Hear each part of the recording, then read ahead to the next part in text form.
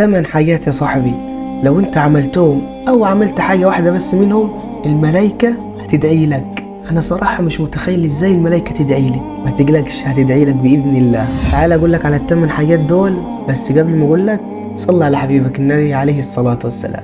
اول حاجة عند وقوفك في الصف الاول في الصلاة. ثاني حاجة عند جلوسك في المسجد بعد الانتهاء من الصلاة. ثالث حاجة عند عيادة المريض. رابع حاجة هو انك تزور صاحب او اخ لك في الله. خامس حاجة عند الدعاء لأخيك بظهر الغيب. سادس حاجة عند تعلم الناس الخير. سابع حاجة وهو انك تكون نايم على طهارة. ثامن حاجة والأخيرة وهو انك تكون بتتسحر. لا يؤمن أحدكم يا صاحبي حتى يحب لأخيه ما يحبه لنفسه.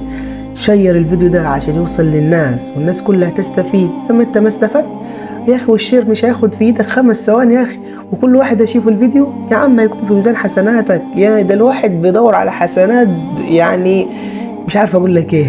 ده الواحد بيدور على حسنة واحدة يعملها بس كده. وصلي على النبي.